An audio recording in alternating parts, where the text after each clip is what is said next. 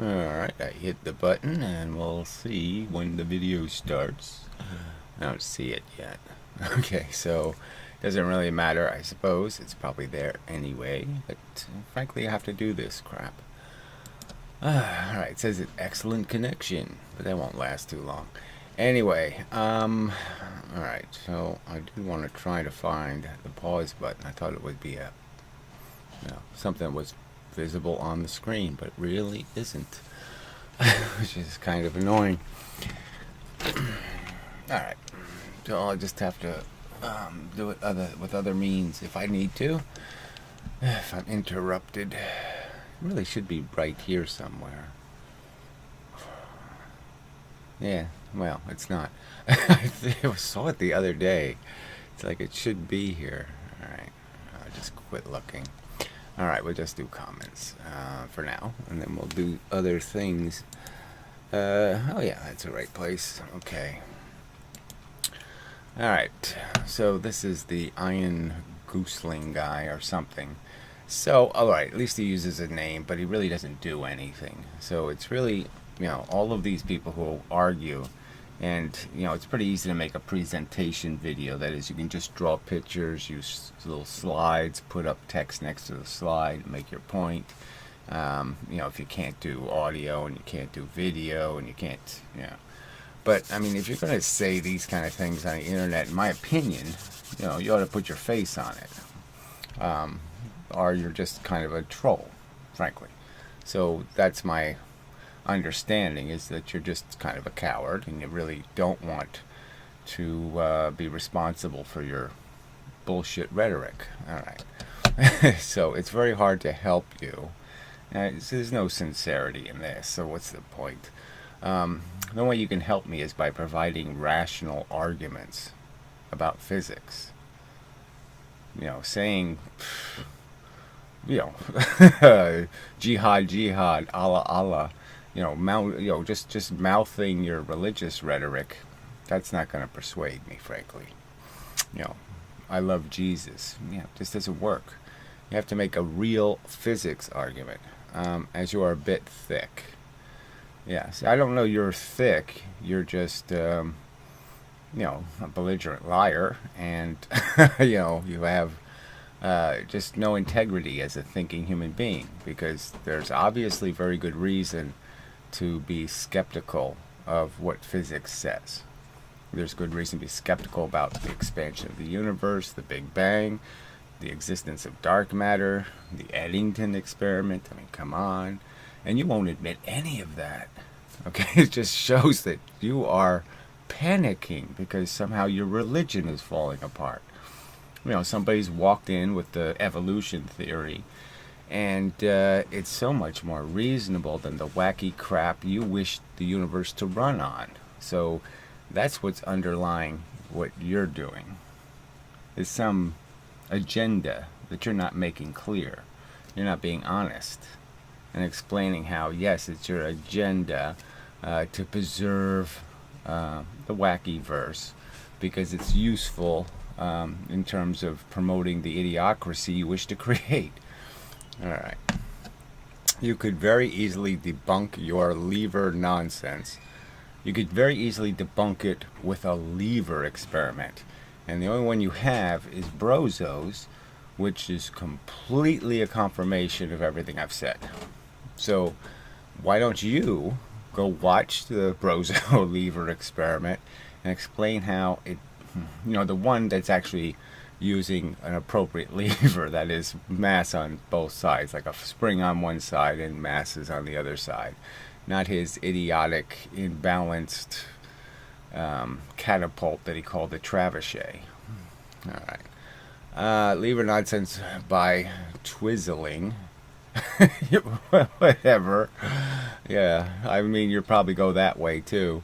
A weighted stick. What does this even mean? A weighted stick. Oh, very interesting. A weighted stick.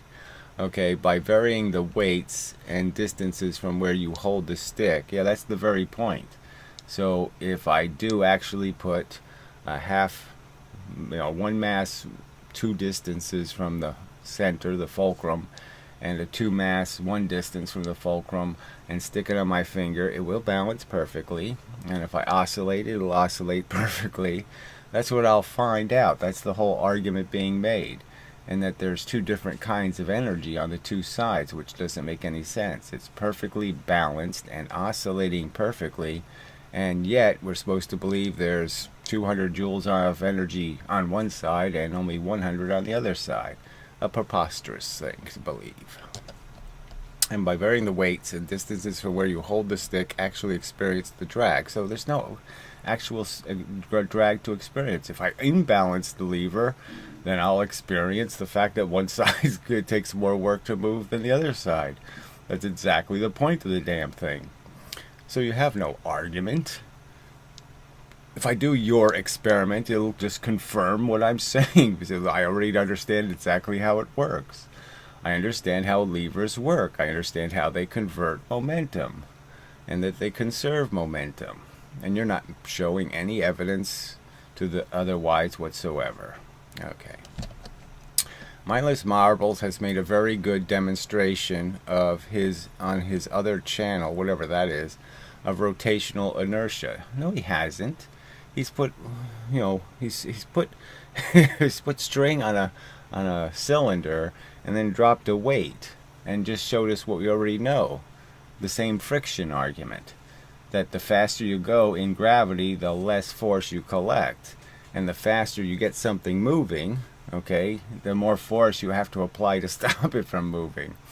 But it doesn't show anything. If it did, there would be some effort by you people to actually. You can't even be bothered to provide a link. But yes, I've already shown it in the video. I've already played it. I mean, it's a nothing contribution. Does it mean anything? Does it show anything? Does it prove anything? He doesn't even state it proves anything in his own video. All right. Please watch and think. You should do this. But you have done it, and your thinking is always about how to evade the counter argument. So, I'll go through the arguments again, just because that's what I have to do here, is because you keep evading the simple arguments that have been made. Okay, about it. As you're going to have more egg on your face, says you, okay, so wow. Because you say so. You haven't figured out yet that because you say so isn't a very good or convincing argument. That hasn't convinced me at all. In over a year, you haven't convinced me with your I say so. Okay? I'm not impressed.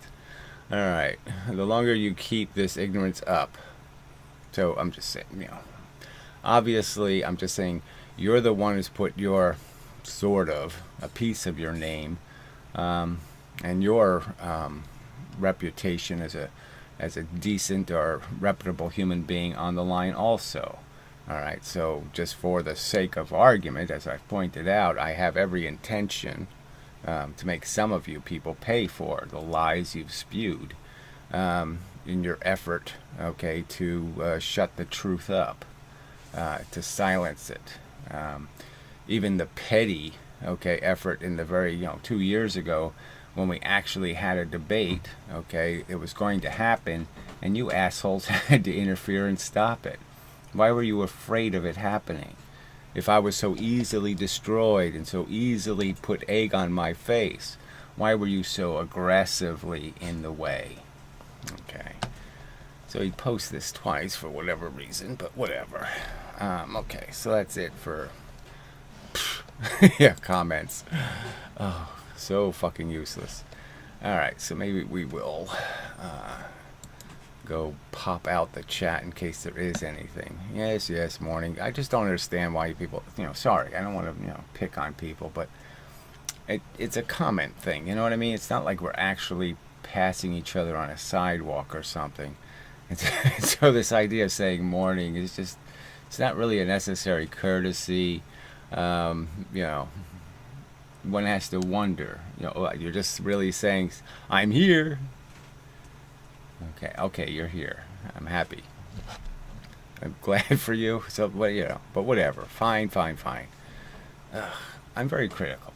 It's just a fact. That's I'm very critical. So a very critical person has found the flaws in physics. So that would sort of make sense. that a very critical person would do that. I'm critical myself also. I'm just saying, I mean, I am critical of, I mean, things shouldn't be broken that don't need to be broken. I mean, that's not a hard thing to, recognize in life, that you land on a planet and you find out that everything's fucked up. And so you just spend your whatever years you have complaining, because there's a lot to complain about. There's a lot that shouldn't be this raggedy and shitty. And there's unfortunately a whole bunch of people who wish to defend it for fucking completely idiotic reasons. Alright, so let me put this stupid chat thing. I don't know why it always loses, I've told it where something is and it just doesn't remember. Alright, so that's not it. Damn it. It doesn't come up as one of the choices, which is sort of irritating. It really should be there. I shouldn't have to go find it. It should already be there. It's all these little bullshit things you have to go through to get this thing to work right. Alright, so it's not going to do me any good to do that, because I still have to find this stupid chat frickin' window that's missing. Alright, that's not it. I don't know what Mozilla Firefox is. Let's see. Shall I take a chance and click on it? And then click on that. It appears to be it, so we'll go with that then. It's always something. Alright, you have to hit this stupid thing here. See, it's very small. But there we go. Alright, so there's the stupid chat thing. Alright, so we can pop that up when necessary. I guess it won't be necessary for a while. Alright, we don't really need that thing. Oh yeah, I am in the live room. Okay, so we won't need that. Alright, what we'll need is this. Okay, so to work. So I've been over it so many times, but let's, each time you can go over it in a new way. So the ing guy actually believes that gravity, is a per foot force. Okay, so it doesn't matter. Alright, so I mean, I've used this example before. So you have a something with mass, the Earth, it doesn't matter. And you're going to fly by it. Now you can do this on the surface of the Earth. So the example is really just a person, and he's going to throw a baseball. Alright, and this physics is already so solid that he shouldn't be arguing with me. So you're going to throw the baseball, and it's going to hit the ground. Okay, it's not going to just keep going. It's going to be pushed into the Earth. And the rate at which it's going to be pushed into the Earth is, let's say it takes 2 seconds, okay, to hit the Earth. The first seconds is going to be a tiny bit of distance. Okay, so you're throwing it, it's doing very fine, okay, it's only fell this little tiny distance. But in the second second, it's going to fall this giant 3 distance. Okay, so it's going to go 3 feet down in the second second, only 1 foot down in the first second. And it's not because it's losing velocity in this direction, okay, it's keeping its velocity, it just has air resistance. And the baseball really wants to keep going. It's got plenty of energy. When it hits the ground, it's going to keep bouncing and bouncing and going this way because it really wants to, and it's going to end up way over here. Because it really wants to keep going. Okay, but the ground's going to get in the way. And it's going to get in the way because it's going to fall in the gravity. And it's going to fall at this rate, okay, where in the 2 seconds that it falls, it's not going to be even per foot kind of stuff.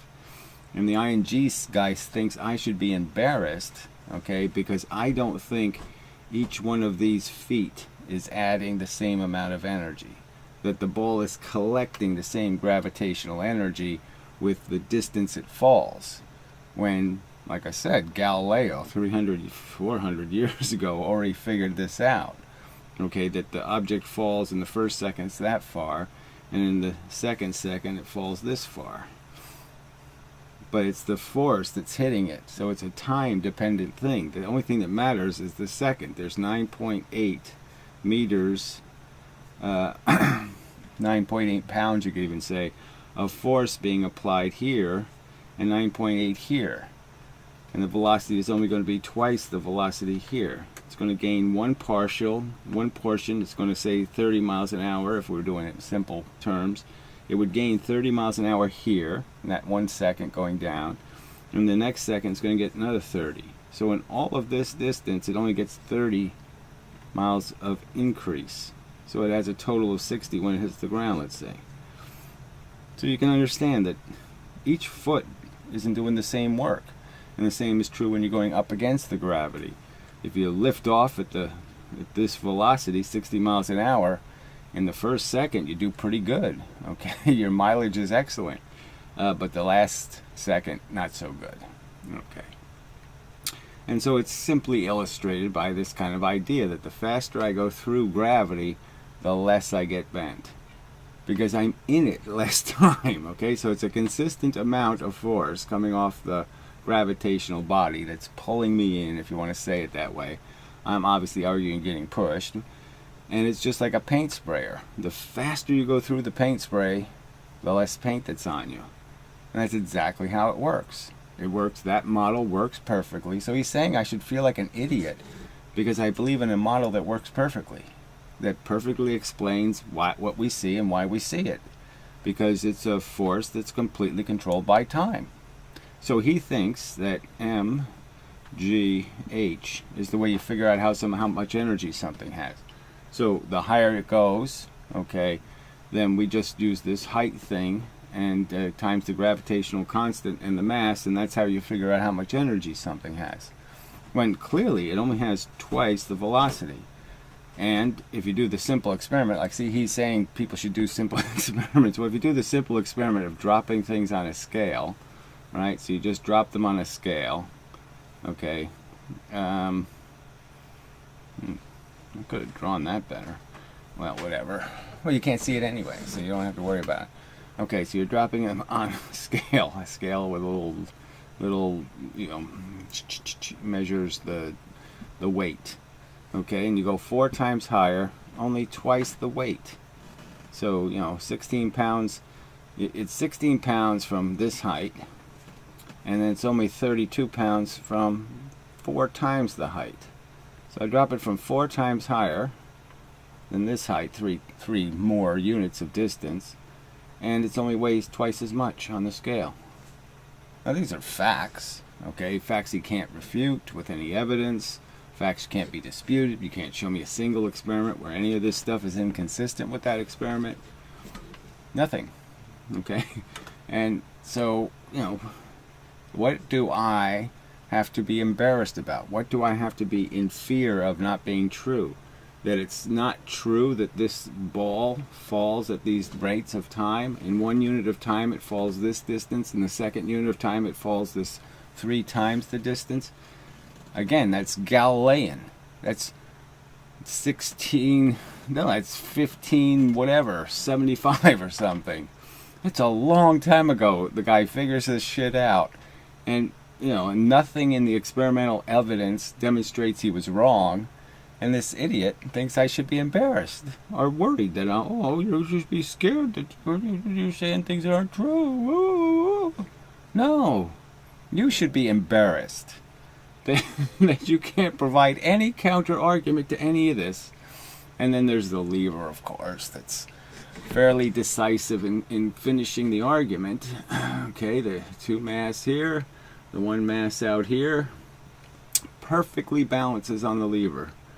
Perfect. Okay, and then Brozo did the experiment with a spring over here. Okay, and you compress the spring a standard amount, and this does in fact go twice the velocity. Not 4 times the velocity, just twice. Okay, and it only has twice the energy. It only covers distance twice as fast, obviously. But yeah, it oscillates perfectly. This oscillates at twice the velocity that this oscillates at. This couldn't tell. I mean, I've made the argument you could do that experiment at a carnival Oh, can you tell whether I have a 1 weight or a 1/4 weight 4 distances away? Could you tell the difference by pressing the lever over on this side? Whether I had a 2 here or a 1 here or a 1/2 here or a 1/4 out here? Could you tell? No, you can't tell. Because there's absolutely no difference. The acceleration and deceleration here will be exactly proportional to the weight you have on the scale, so it will do the math for you. If you put them in exactly the right positions, everything will feel perfect. Now, this ING guy says I should put the fulcrum here or here, I should put some arbitrary place, and then I could feel how the lever was unbalanced. Yeah, you can do that. No problem. There's no law against it. But the argument is if you put it in the right place to match the size of the mass you've put, it'll work perfect. It'll do what the Newton's cradle can't do. The Newton's cradle can't bang a heavy object into a light object and do the transfer because the acceleration and decelerations don't match. And the lever matches them. It enables you to match the deceleration of this object with the acceleration of the lighter object. Perfectly match them. And so you can just let the energy swing right into the other object. Fact. Alright, so these are the factual, whatever you call those, points, the bullet points. And none of these arguments can be touched by any of these clowns, and they are kind of clowns, these fanatics, screaming about their, Mohammed being, the savior. They can't deal with any of these simple little arguments. I mean, the friction argument, they say friction's the same. So if I roll something across something, they're saying no matter what speed it's going, it's the same amount of energy per second goes into the ground. Alright? It doesn't make any sense. Obviously, the faster I'm going, the less contact I have with the ground. And the less energy I'm going to give away to the ground. And the slower I go, the more contact I have, and the more of my motion is going to leak into the ground. I mean, that's a perfectly logical statement. Nothing. No counter argument. Nothing addressing a single one of these points that have been made for 2 years. 2 years these arguments have been made. And they can't rationally deal with a single one of them. They can't provide any evidence. And then I show, the Mythbusters experiments. I could go through those. They can't deconstruct the facts and pretend that they're not pretty glaring examples of the failure of the kinetic energy theory to show itself in the real world. No evidence of that. So, all quite pathetic for somebody to be arguing that I have anything to be embarrassed by or ashamed of. I'm making good, rational, logical arguments. You're slandering and trashing and turd talking. You're not doing anything to come close to your obligation if you had anything called integrity. But obviously you don't. Alright, so we don't need this. So leave it see if there's a chat worth paying any attention to. Makes me think of something from school. Guys on horseback. Whatever. That's school for you?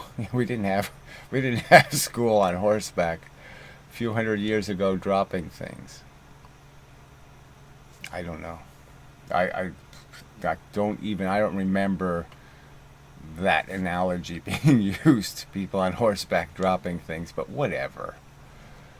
Ugh. I don't even know where that comes from. What the hell? How does that help anything? Guys on horseback a few hundred years ago dropping things. Sorry, I don't even know that historical reference. I mean, where is that in the history somewhere? I mean, Newton wasn't on horseback. That's a fact. But whatever. You lost me. Okay. It's always tougher than it should have to be. But, that's part of the game. Alright, so I guess we'll bring the Firefox back. I guess I could just drop that below the chat, or I could have both in here somehow, but I don't think I'll bother with that. Alright, so let's go to the subscription box and we'll find something to play as a video. And you know, this dialect guy, you know, talks like one of these modern little physicists, you know, whatever, pretentious and, you know, very literate. Alright, but bullshit. So it's a little bit of general relativity. So let's see what this is about. I mean, I just noticed that this image looks an awful lot like my simulation image used to look. It's almost like, man, he really did steal it. He just changed the color a little bit. But whatever, we'll see. Alright, open a new tab. We'll do that.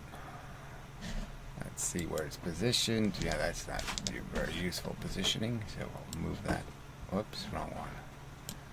We'll move this one over. Oh, Jesus. Come on. Move it over. There we go. Okay. Crappy ads, of course. Sorry, but you know, I like to know what's on the internet. What it's financing it. Jump cloud.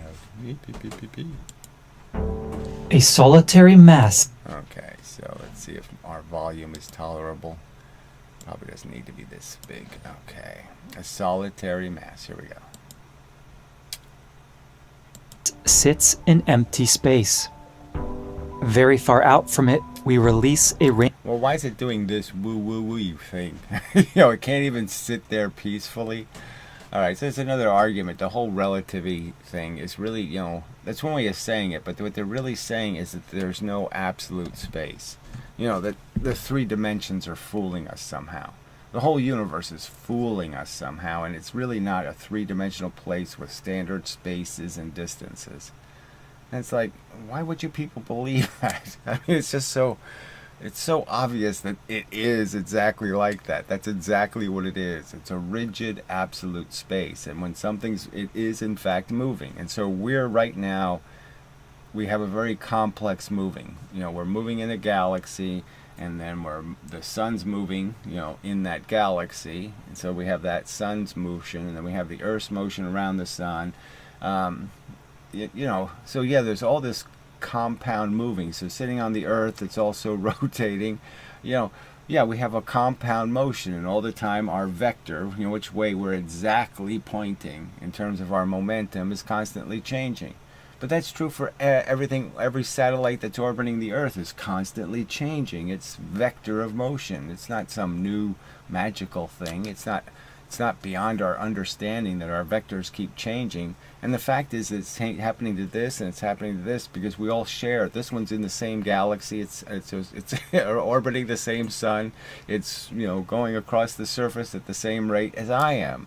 So we're all sharing those forces. And all we're really trying to say when something moves differently in our environment is that some other force has been applied. A force that we don't share has been applied to one object and not the other object. And there is one object that's actually different than the other object because a force was applied to it.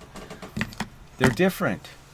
Okay, when they start moving, diverging from each other, it's because one of them or both of them changed. I mean, shit, not that hard to understand. But they're really making an argument against an absolute reality. And that's why it's even more like a religion. More reason to look at it as just being religious crap. Ring of neutral particles, followed shortly thereafter by another ring, and then another. If we repeat this process in a continuous fashion, we will soon have a sea of particles flowing faster and faster inwards towards the mass. Okay, so why they would go faster and faster, who knows? There's something accelerating them. For some reason they're going faster and faster. Okay, so I guess their argument is they're getting closer to each other. You could make that argument, right? They start far apart, and then they get closer and closer as they head for the same point. So the fact that the lines converge, perfectly understandable. But why would they go faster and faster? What would you say this is a picture of exactly? A large number of particles all... The fact that the universe is exactly like this. It's full of particles, and all you really have to explain is the difference in the charges, and I've done that with a very simple explanation that there's more than one kind of particle. Just like there's more than one kind of elementary mass unit, that is the electron and the proton, there is a electron force and a proton force. And the two forces do the opposite thing when they interact with the two objects, the two different objects, and because of that you have charge, and charge is the real source of all this crap. But the fact is that energy is absorbed disproportionately between electrons and protons. That is, it's not disproportionate, it's just the opposite. All subject to an inwardly attractive force? Well, and where does the outwardly energy go? So that's the problem with this example, is where do you get rid of the outward energy? You're just absorbing, and there's no poop shoot. And so my augmentation to that model is that when the force goes in, it does in fact come out. But the game is it comes out in a form, okay, that's different, and it comes out later than because it's going to be used to move matter here. It's going to do work while it's inside of here. And that doing work is going to mean less energy comes out than went in, technically. Well, what if it weren't these particles which were moving at all, but rather space itself? Okay, so space itself, the nothing somehow is contracting, and that's making the particles appear like they move, but they didn't really move because we just sucked the checkerboard away. So there's a bunch of checkers on the board, and we're going to just pull a little string from the bottom of the board, just pull the board away from the inside, right? So all the checkers are going to look like they're moving towards each other. I mean, so this is the, oh yeah, that's such a much better explanation. There's no evidence of it. I guess that's one reason not to believe it, right? Is that if I put an elephant in here, he's not going to be persuaded to obey the same force. The force somehow will not have an effect on the elephant. Self that was truly flowing, sweeping the particles, other masses, and even light along with it. This is dialect with. No, this is dialect with. I don't know what that even means. Fuck. Ooh, it's a special word. Ooh. Science. The river model of general relativity. Blah, blah, blah, blah. The well model. You're drawing a well, is what you're doing, but fine, whatever. It's a waterfall, it's not a river. So anyway, so yeah, this is how they actually teach the subject, is by creating a fake stream, okay, that's always the same amount of water, always at the same speed. That's how Leonard Susskind actually teaches it, and that's called mock gravity. So when you use this stream analogy, it's called mock gravity, and it really mocks relativity in the sense that it shows you how particles could explain what's going on. That a pressure from the outside pushing everything towards the center of objects could feasibly be a great explanation. And all you have to do is figure out where you're going to do with the extra energy. The energy, where's the vent? Where's the outlet? So that's all you're looking for, some explanation for how the energy gets back out again without undoing what it did. So how do you move things in without the reverse pressure that has to come out, the equilibrium, pushing everything back where it was started from? And they do it because they have a well that they don't have to account for. It goes down the waterfall and it's gone forever. They don't have to they don't have to worry about where it goes. It's an infinite waterfall, so they don't have to explain any of it. And so they just oblige everybody else's theory to have an explanation, but theirs doesn't have to. Oh, it's such a cheat.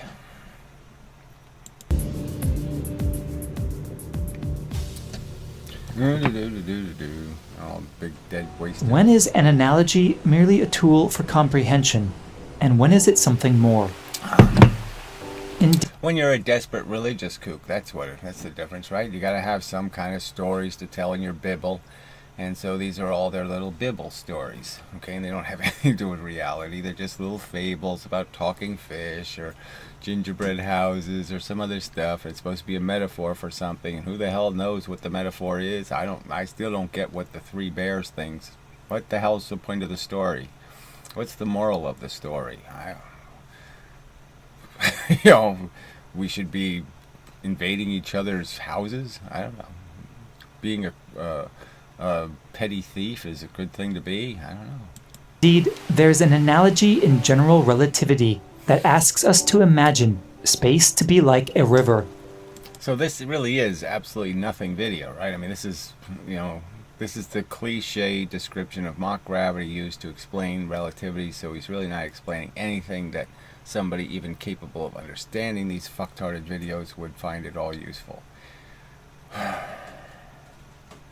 It's already been done. Like I said, I mean, Leonard Susskind's drawn it on the board. And he explains it a little different, right? It's not a river because you have to have this very even pressure. So it's really two panes of glass. And it only allows a certain amount of water to move through it, and that's the pressure. And the pressure is constant. Wherever you go in the water, there's exactly the same amount of flow of river. There's no eddies, there's no ripples, there's none of that. It's perfectly flat and even pressure.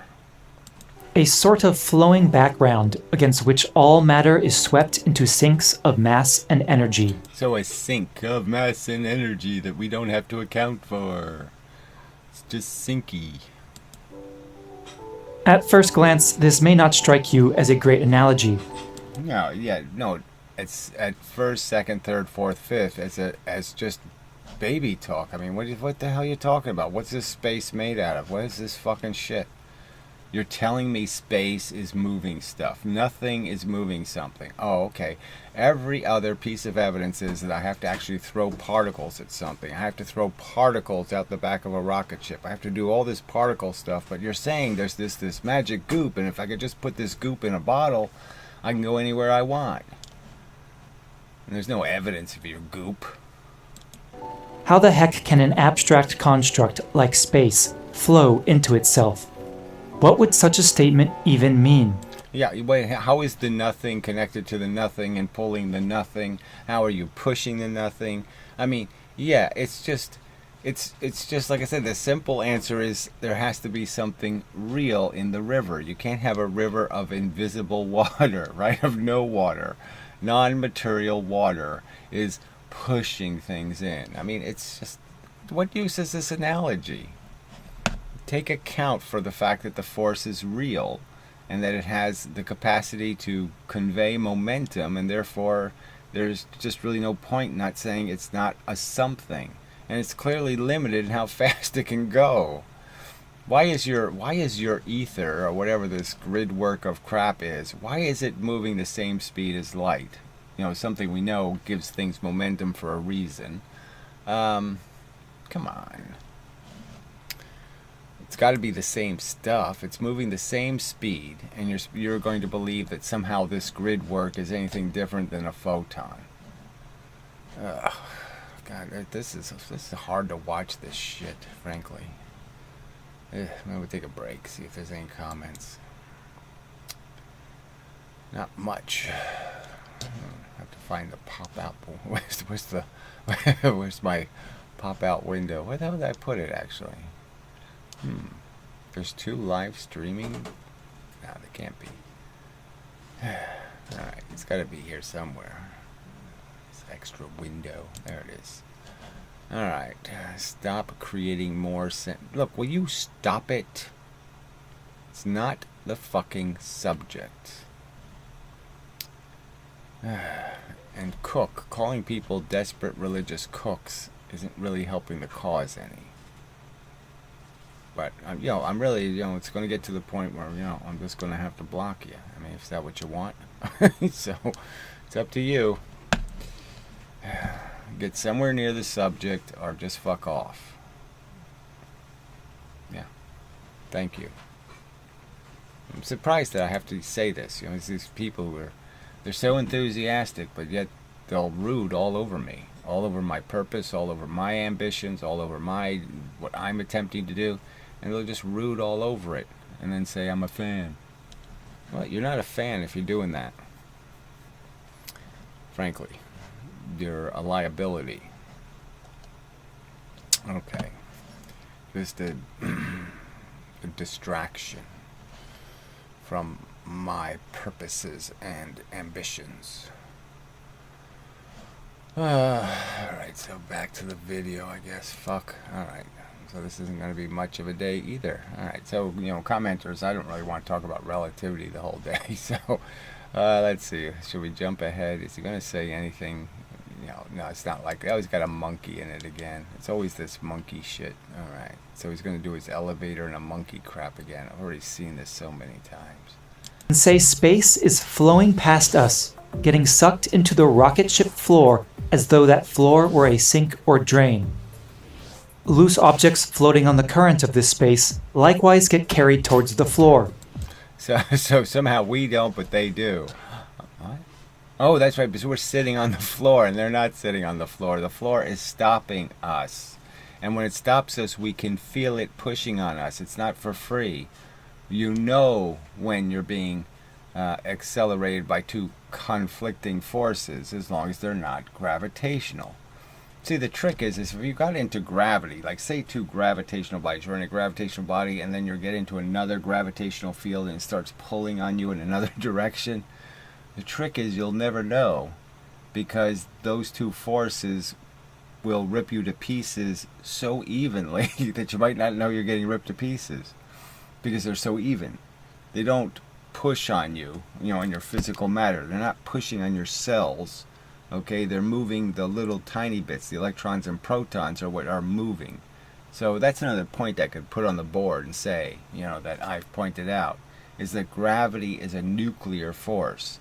Gravity works on one electron or one atom or, two atoms or 10 atoms or it all moves, all of that stuff exactly proportional to its mass. And so that basically means that the fact is yeah, it's moving the little shit inside of you evenly. And that's why you don't feel gravity. And you do feel, the floor of the elevator, because it's not moving all of your bits the same. It's moving parts of you a lot and moving other parts of you not at all. And your body has to adjust to the disproportional pressure being applied to you. If you're standing, it's on your feet and your hips. When you're sitting, it's on your ass. It's kind of obvious. I think he's done this video before with this stupid monkey shit. So this apparently is just a regurgitation. He wanted to reuse his monkey animations. Rushed up to meet it. So, do people really believe that the Earth is constantly getting bigger and bigger? Yeah, come on. Oh, no, that's not the explanation. It's just so stupid. I mean, I can't believe these people, smart people, just want to waste their time indulging these silly explanations for the function of crap in the universe. Let's see if there's anything. It's just more well crap. Well, let's do this. It looks like something I haven't seen before.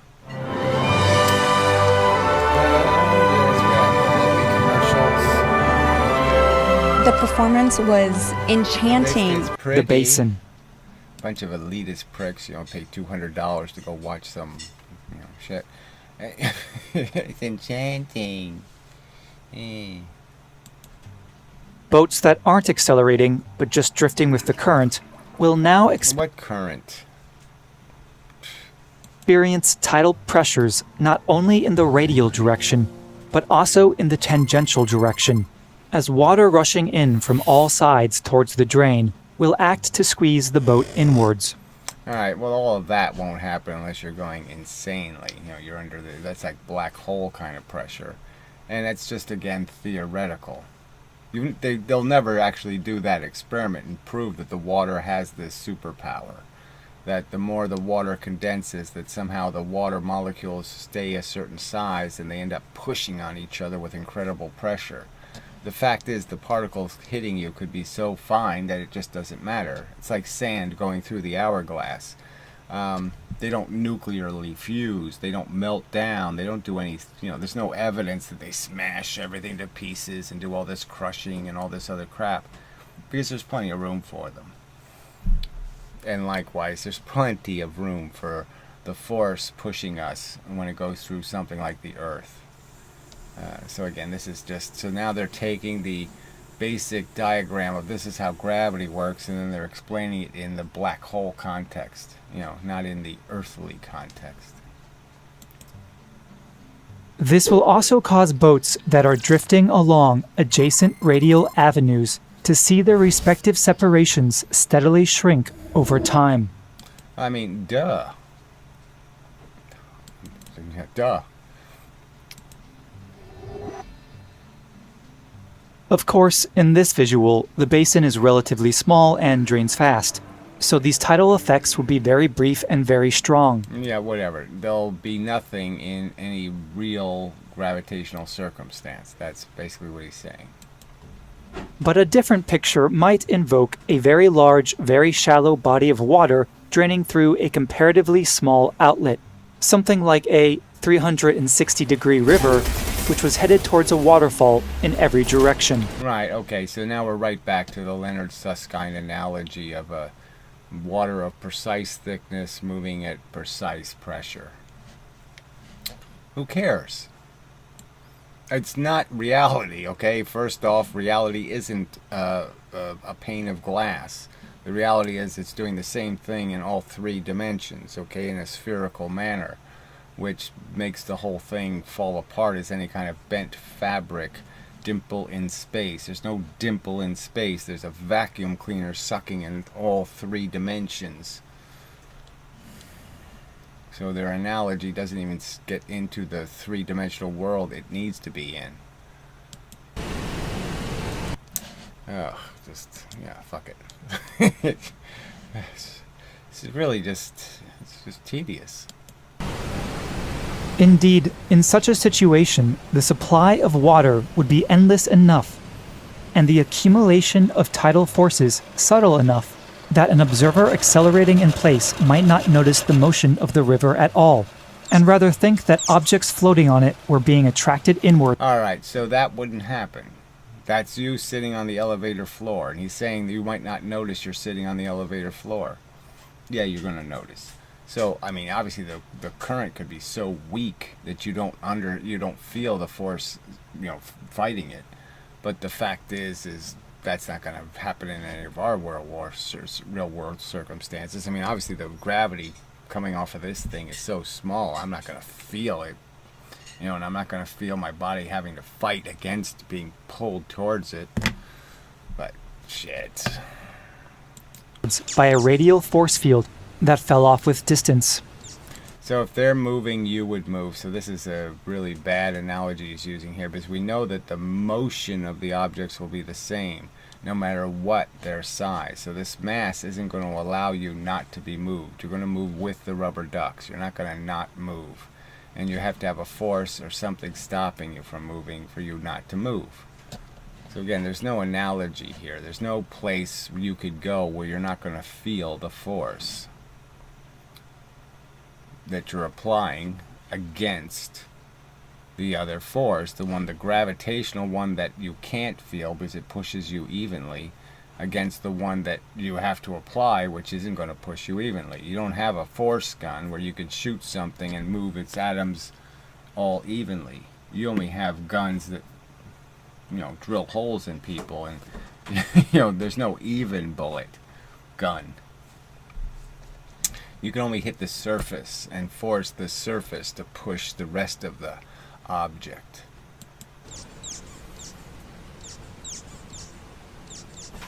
Now, these pictures essentially sum up how gravitation as modeled by flowing space works. Okay, it really doesn't sum up anything, so that was really bad. Let's see.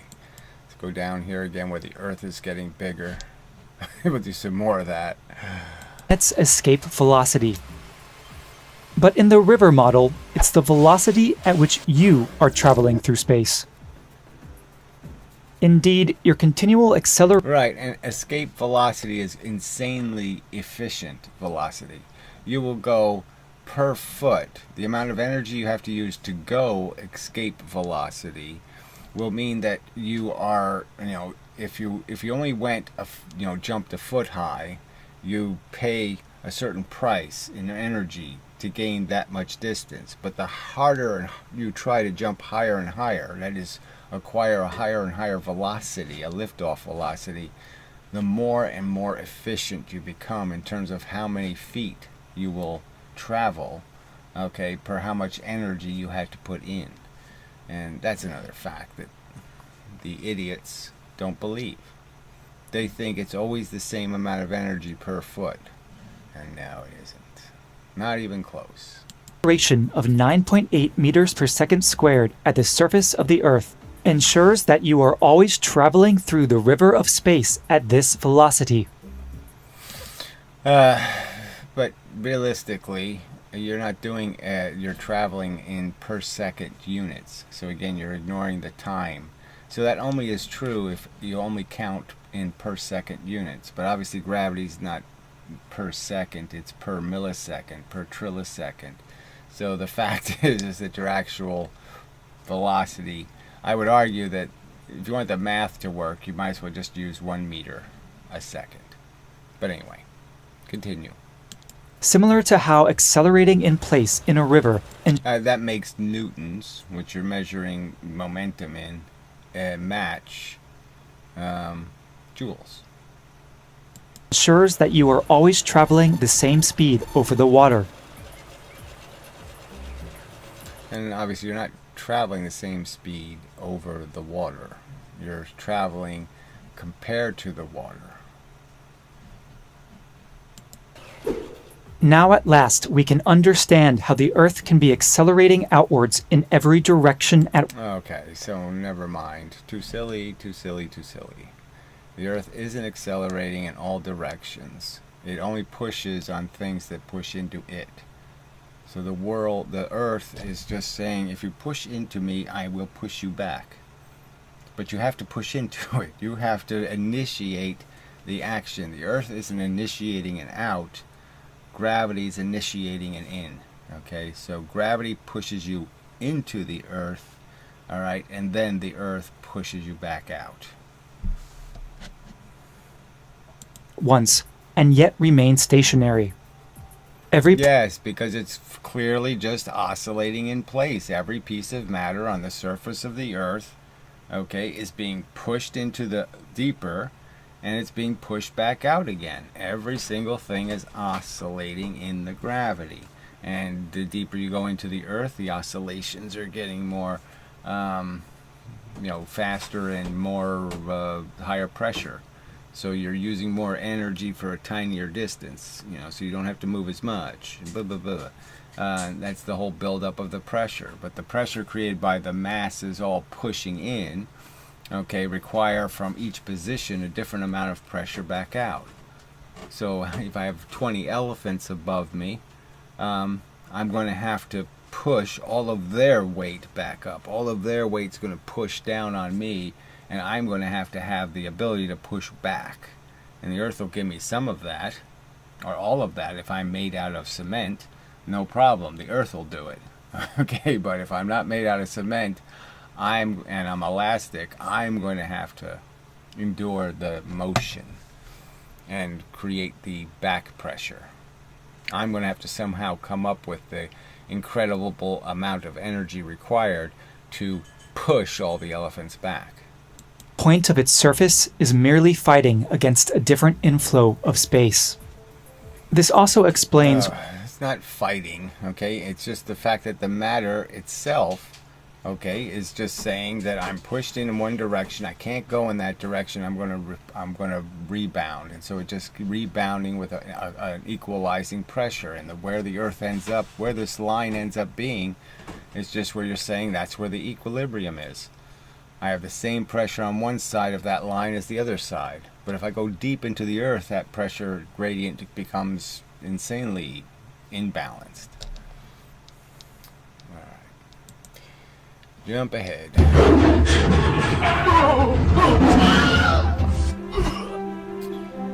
of a black hole, games. observers are being boosted by an amount equal to the speed of light.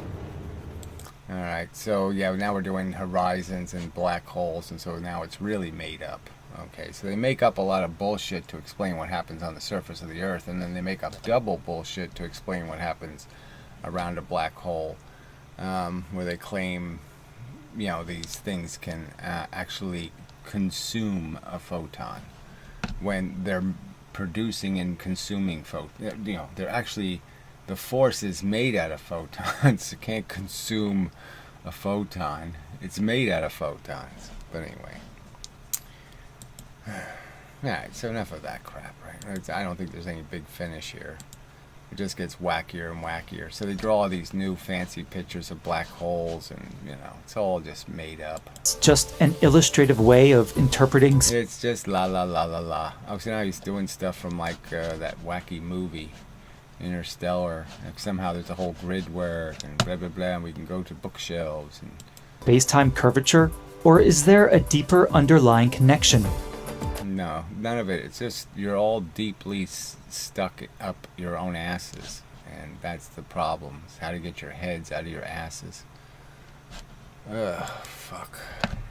Alright, enough of that. Ugh, that was really annoying. I didn't like it. So, let's see what commenters can do. Let's see if there's any reason yes, to hang around. Let's see. Where the hell? I gotta label these things better or something. I can't ever find what I'm looking for window-wise. Alright. So, please, okay, we already did that. Loop. May I ask you a question? I mean, it's just, you know, would you just get to it? You know, whatever. Regarding your presentation of what is happening in the universe, in this existence, whatever. No, if it's not a physics question, no, I'm really not interested. You want to ask some sort of value question, and we get into a whole value conversation of why regular people don't value suffering much, and they can accept a whole big pile of it, and it's all okay. They don't mind torturing some animals and torturing some people to get what they want, and that seems like, wow, that's really stupid. No, what's the point of having that conversation here? It's not about physics. It's a question about purpose and use. All right? The subject here is about function, mechanical function. What did you mean by you haven't been blown until you have been blown by a 5-year-old? I was making a joke. You don't think it's a little bit funny? I was taking what somebody had said and perverting it into, you know, what their speak, okay? It's amazing that you could turn that into anything other than a joke. You know, people say things like that. You know, you haven't until, and I was making a joke about like Catholic priests, like a Catholic priest would be like, you know, goes into a bar and says, well, you haven't been blown till you've been blown by a 5-year-old, right? It's a joke, you fuck. Oh, man, amazing. It's just, you know, jeez.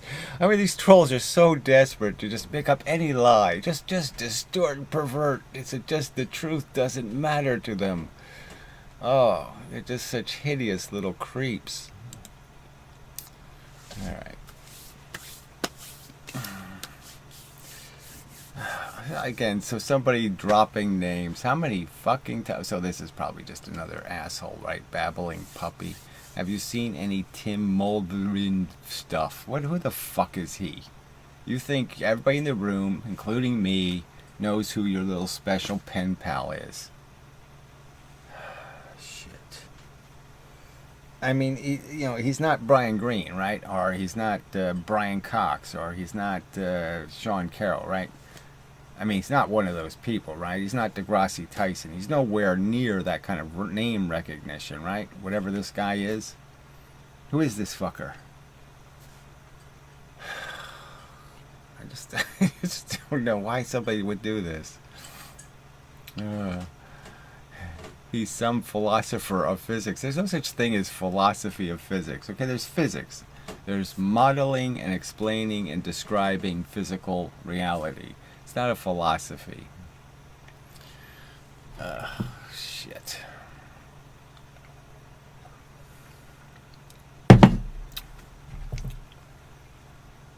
But no, you really think. I mean, it is a fact, okay, that I have watched a lot of Degrassi Tyson and Sean Carroll and Brian Greene and Brian Cox. And I mean, I can talk and tell it, and, Leonard Susskind and Richard Feynman and all the, I can talk about any one of those people because I have watched their content. But why would you think this guy would also be on the list?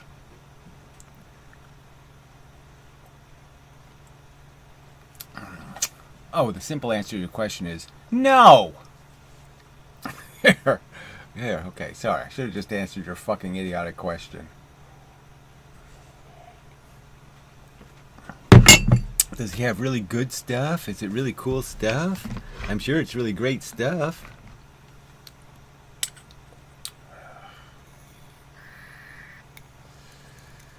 Shit. The fact is I probably have watched him. I probably have watched a video that mentions him or in a conversation with him, and he didn't impress me, and his name didn't impress me, and I have no recollection of it actually at all.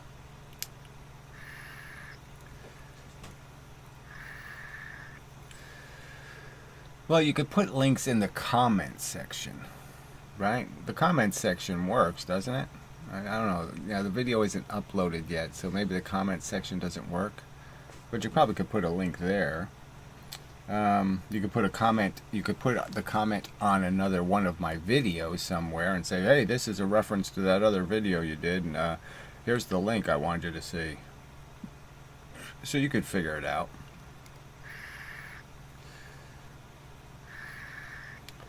I mean, I do have an email address. You can always email ds@donotgo.com. So you say if you send an email with your link, and then I'll go look at your stupid fucking link, and I'll be totally unimpressed, and I'll say, why the hell did I waste my time doing that?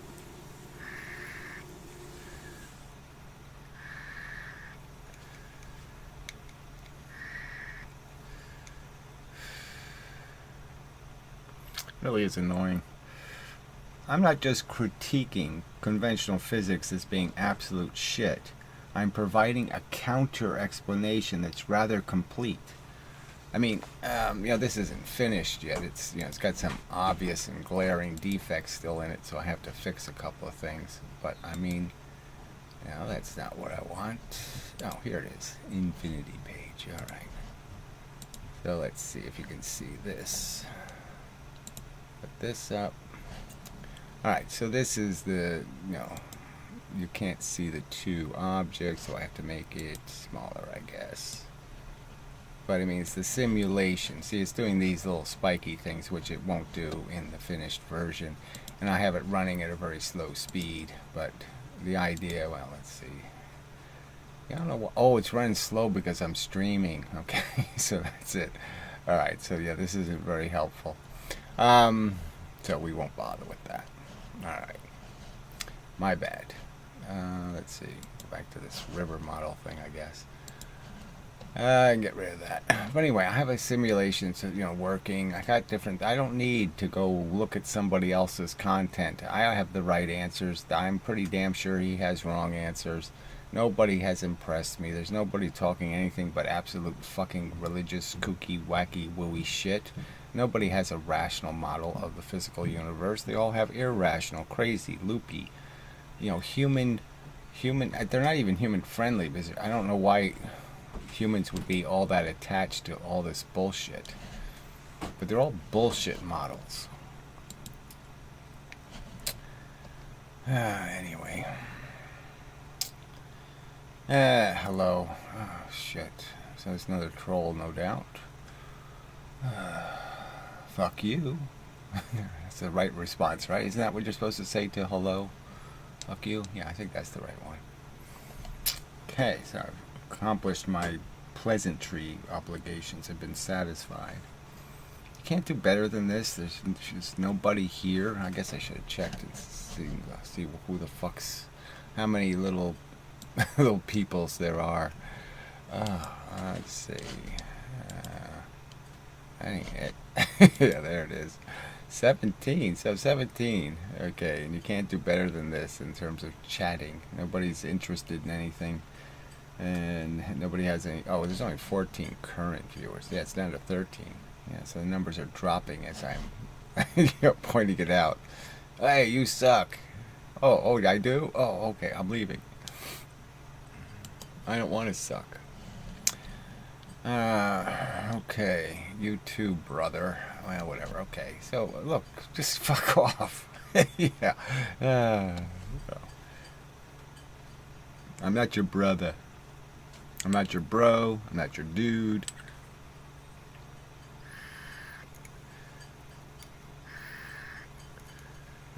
People. Alright, so no one's going to really do anything, are they? Yeah, it's too bad. You have to be at the right... Maybe I have to do the 3 in the morning thing. To find anybody with a brain.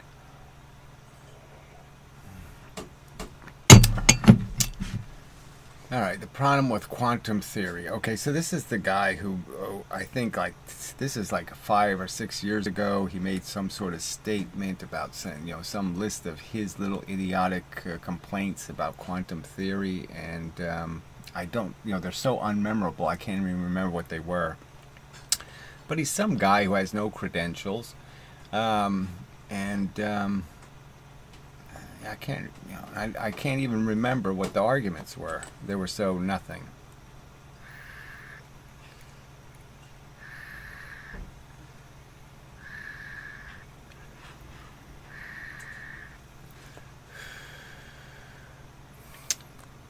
He certainly wasn't arguing, 1/2 mv squared and the Eddington experiment and let's see what's the other big one for quantum mechanics.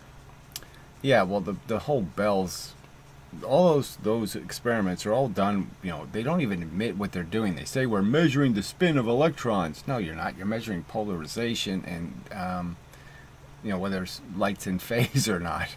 And Bell's theorem is just some sort of a mathematical gimmick that, if something's supposed to be 50-50 and it comes out 75-25, there's rules regarding how possible that is. So it can't happen. So if it happens, it can't happen because something can't have that big an error in it. That kind of argument. But it's all based on the fact that they're claiming that polarization is even. And you can understand that polarization isn't even. Things get more and more in phase and less out of phase the more you change the angle of your filters. It's not the same amount of polarization. So when the filters are really straight, like really close to being straight, it's like really strong, blocking a high percentage of the photons are knocked out of phase. And when you're on the 1%, the one angle, it's a tiny percentage, okay, that are being changed or having their phase changed. And their whole assumption is that it's continuous. It's the same no matter where you go angle wise. So that's what this is all about. It's about the difference between it's almost as simple as the argument about gravity and friction. That they're just not getting the fact that when you're rolling the first part, when you're going fast, you don't lose as much energy to the friction, and when you go that last little bit, you're sitting there a long time and there's a lot of friction, so you're losing a lot of energy. It's almost that kind of argument, that the 50-50 isn't in the place they're assuming. So in the experiment, they're assuming that you're going half the speed when you've gone half the distance, right? So Galileo says it's 1 and 3, all right? And they're assuming it's 50-50. That somehow you go half the velocity here, when really, no, you go half the velocity way down there. So they're making the same mistake. So it doesn't mean anything. All these entanglement experiments are just fundamentally flawed because they're making assumptions regarding the experiment. And so, even the idea of using the crystal to create 2 different photons, they already know that those 2 photons are right and left-handed gloves. They already know that they're out of phase to start with, okay, that they're always out of phase. So they already know they're starting with left and right hand gloves. You know, and then they pretend that the gloves can change. I can make the left hand glove into a right hand glove. No, you can't.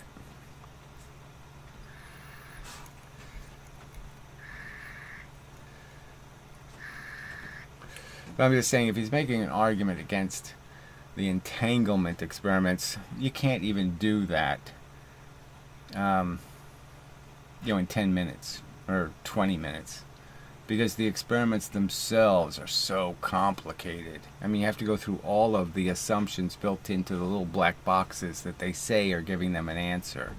So it's sort of like arguing with the particle physicist at CERN or something, when you have to go through so much of the what is this sensor detecting, what is this sensor detecting, what is this sensor detecting, and any one of those, they'll tell you something you know can't be true. So it's like LIGO. You know, they say LIGO, the laser beam is traveling 2 miles. Well, it's really not. And then they're bouncing it off a mirror back and forth 800 times. Do they tell people that? No. It doesn't have anything to do with shooting a laser 2 miles. They're shooting the laser 1,700 miles. Okay, because it's bouncing back and forth against mirrors. Because they can't do the experiment without making the long arms of the LIGO insanely bigger than they actually are. And then you're supposed to believe they're measuring the distance inside the width of a proton, when the wavelength of the light they're using is 700 atoms across. So they're measuring the distance of a proton with a tool that's got a wavelength of that's insane, like a trillion times bigger than that distance. Oh, please. What a pile of crap.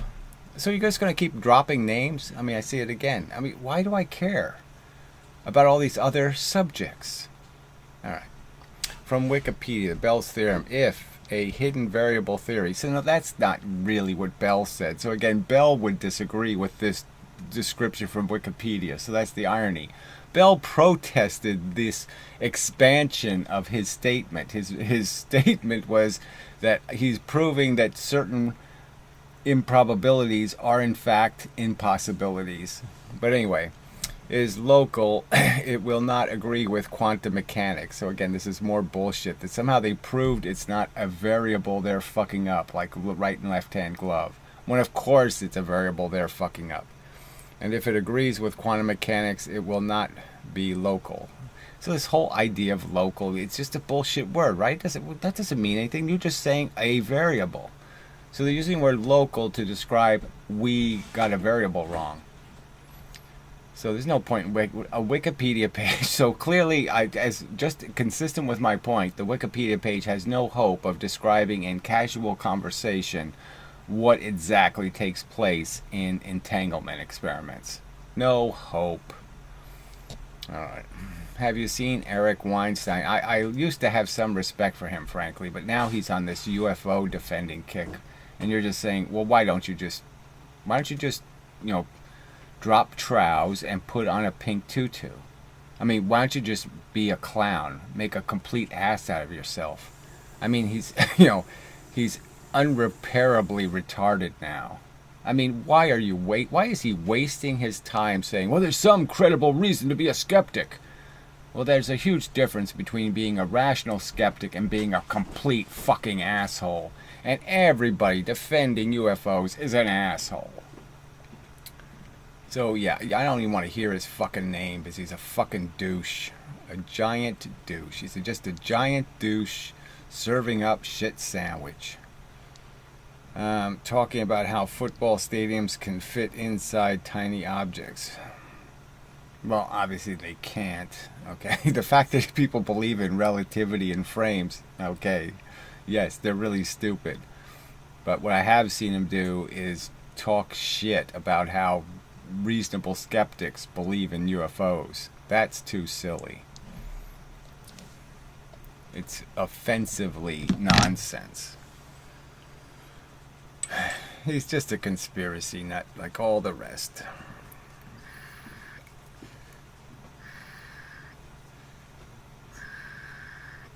He actually says that there's good reason to indulge in conspiracy theory.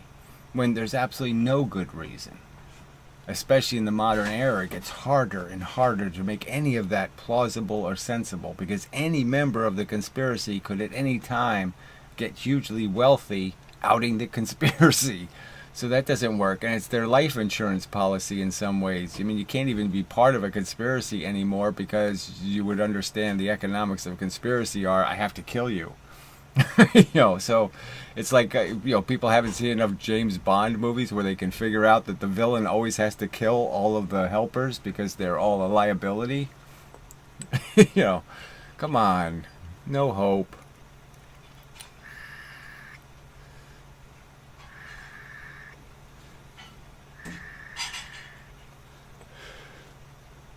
I mean, you get away with shit, back in the 40s and the 30s, in the Kennedy era even, but you can't get away with shit now.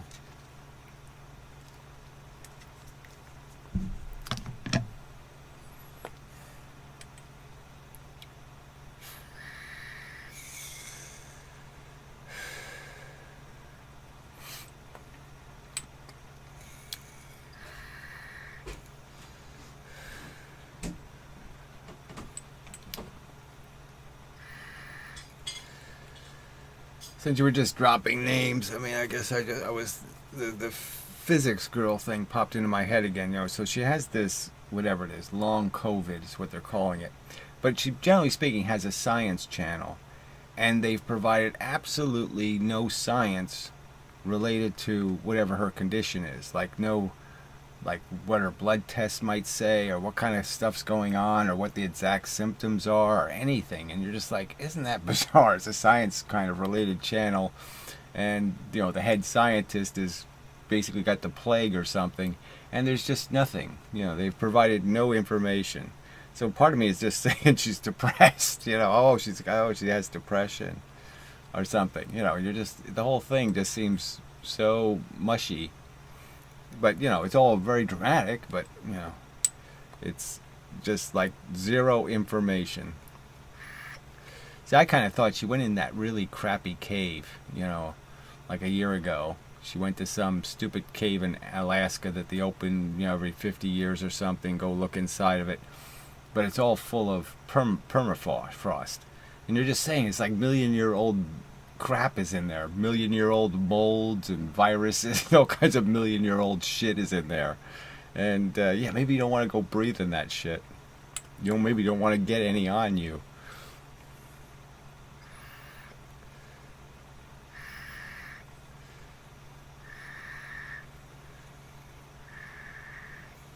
I imagine it's a real thing, that it could actually be like a smallpox kind of virus or something, frozen in the perma-ice, that it only affected woolly mammoths or something. But the fact is, it would, cause us a lot of distress if we were to reactivate it, give it a host.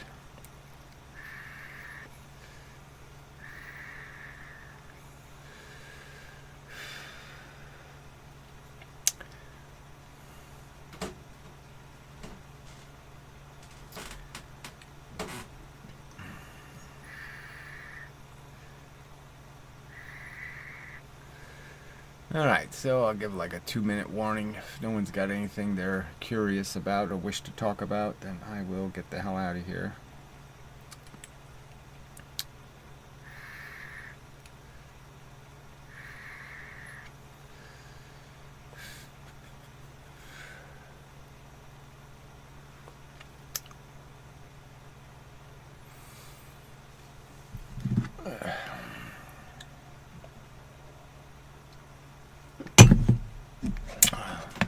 See what the crappy numbers are.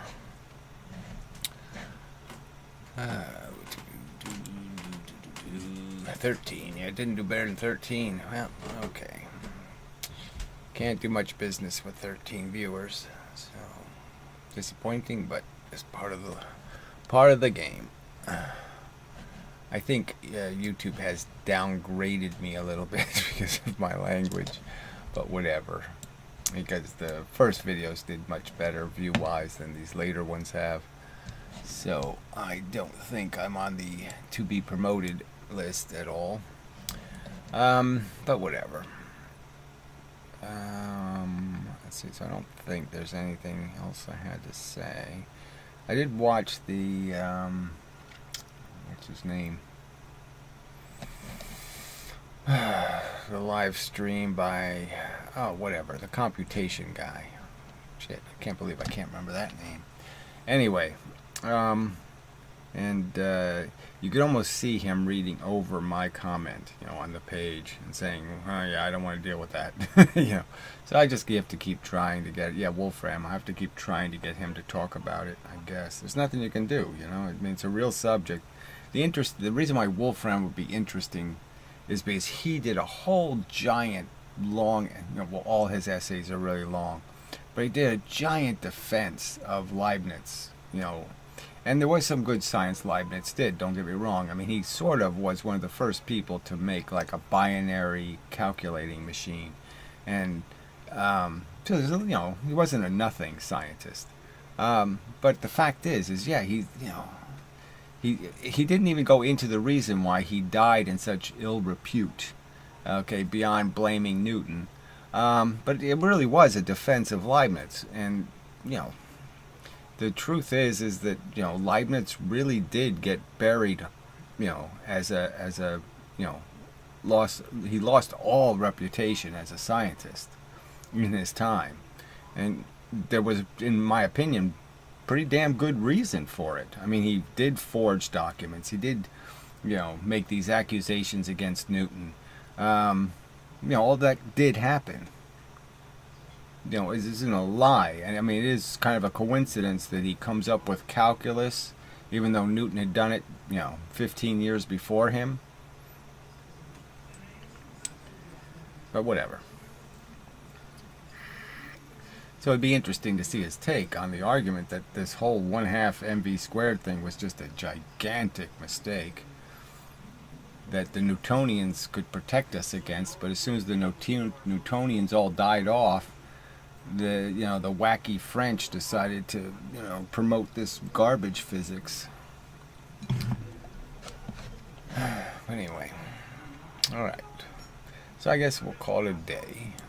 There's really not much participation here, and no point in lingering about. I made a lot of arguments in the beginning of this video. They stand, and so fuck it.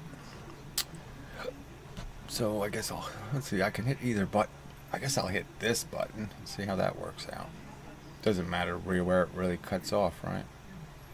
So yeah, I'll do this one.